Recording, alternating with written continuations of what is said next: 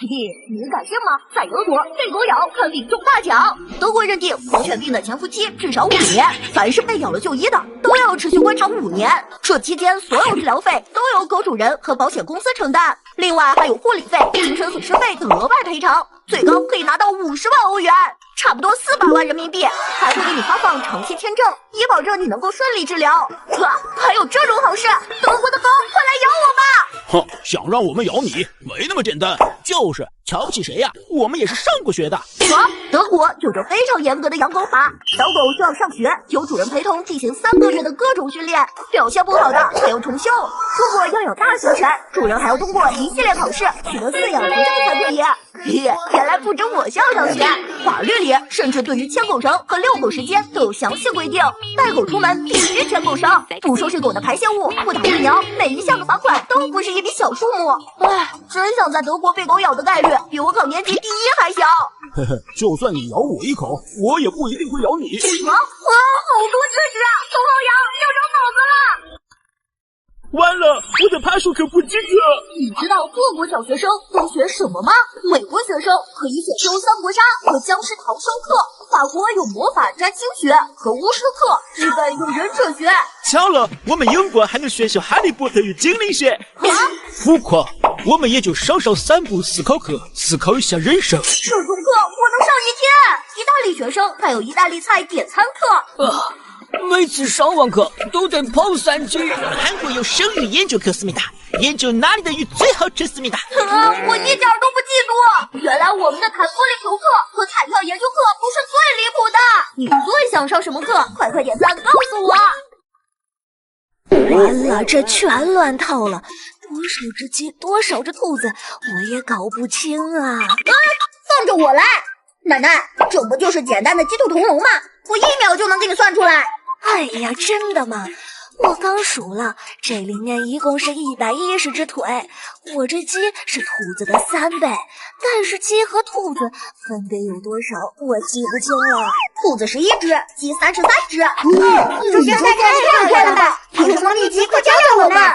这多简单，鸡是兔子的3倍，一只兔子几只鸡？3只，所以3只鸡和1只兔子是一组。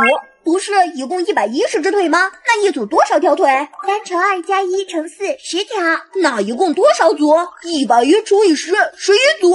所以鸡就有11乘以3，33只喽。兔子就是11乘以1，11只呀。厉害呀！99%的人不知道，这些东西再好吃也不能多吃。1. 方便面，一次性使用80包方便面会导致丙烯酰胺中毒。2. 香蕉，一次吃800根会钾过量，吃8万根会失命。3. 牛肉，一口气吃完1.8头牛会铁中毒。4. 西红柿，一次吃6吨西红柿会龙灰素中毒。5. 咖啡，短时间喝下50杯以上的咖啡会导致咖啡因中毒。6. 菠菜，一口气吃2.3公斤以上的菠菜会导致草酸中毒。还不赶紧转发给你身边胃口大的朋友看！讨厌你们的时候到了！如果你不小心弄丢了妈妈的1200块钱，你忐忑的和妈妈坦白了实情，没想到换来了一顿毒打。晚上爸爸知道了这件事，又是一顿毒打。你伤痕累累回到房间，结果竟然找到那1200块钱。这时候你是会立刻还回去以证清白，还是当做自己的精神损失费？如果是你会怎么选？夏天就要来了，这些保命知识一定要知道。夏天剧烈运动之后，千万别喝冷饮，可能会导致全身血管立即收缩痉挛，从而诱发心绞痛和心肌梗死。一定要喝的话，等休息5分钟，心率相对平稳了再喝。哥，看我给你做个冰镇快乐水。危险，小心！罐装饮料里面的液体一旦结冰膨胀，在遇到热空气的一瞬间，很容易变形爆炸。喝碳酸饮料的时候，也千万不要一直摇晃，里面含有大量的二氧化碳，结冰以后体积会增大，瓶子里是高压的状态，一旦乱晃也容易引起爆炸。夏天蚊子多，喝花露水的时候也要注意，一定要远离明火，避开厨房、打火机。普通花露水的酒精浓度达到了70%以上，乙醇遇到明火就会瞬间被点燃。还要注意，高温天气千万不要自己长时间单独留在车里，在高温下体内水分流失快，脱水容易中暑、晕倒在车里。你记住了吗？为什么不点赞？你敢信吗？全世界一年发生500万次地震，你知道地震有多可怕吗？1级地震像昆虫扇动翅膀，人类毫无察觉，只有精密地震仪能检测到。2级地震就像运动后不断加速的心跳，部分生物开始贮存食物。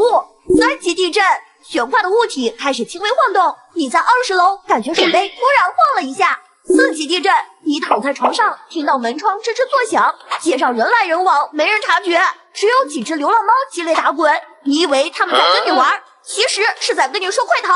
5级地震，正在睡觉的你被震醒，墙壁开裂，建筑剧烈晃动，有可能造成少数人员伤亡。6级地震，地面开始出现裂缝，桌上的碗碟摔落，年久失修的房屋坍塌，你开始站立不稳，试图扶住墙壁，但巨大的冲击力让你瞬间跌倒在地。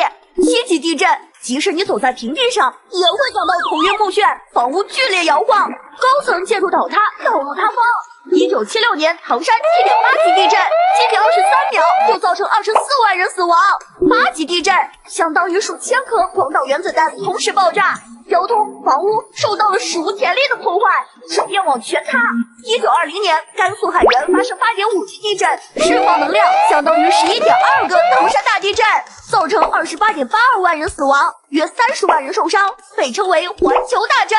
9级地震相当于27000颗广岛原子弹同时爆炸，历史上一共发生过6次9级以上的地震，几乎是毁灭性的破坏，并难以恢复原貌。10级地震，山川河流撕裂，陆地被瞬间吞没，威力堪比小行星撞击地球。据科学家推测，地球一旦发生10级地震，人类很有可能因此而灭绝。真实的地震远比想象中更可怕。这些校规违法了，快看你有没有经历过。1. 强制统一发型，女生两边头发长度不能超过耳朵，刘海不能超过眉毛，每天放学都能看到清一色的蘑菇头，男生要求寸头，不合规的学生禁止进入校门。同学，你的发型不符合标准，过来，直接给你剪了。这是侵犯公民人身权的违法行为。你可以去法院以身体权遭受侵害为由起诉赔偿精神损失。2. 强制要求购买校服，教育局明确规定，如果学校要求购买校服，必须向学生和家长发放统一着装征求意见函，学生的校服款式和价格必须遵循自愿购买原则。我们是自愿购买的呀，但是你不穿校服，我们就不让你进。遇到这种情况，你可以直接拨打教育局的投诉电话。3. 强制在食堂就餐，不许外出就餐。食堂饭菜又贵又难吃。成绩！遇到这种情况，可以找教育局投诉。你还遇到过哪些不合理校规？为什么不点赞？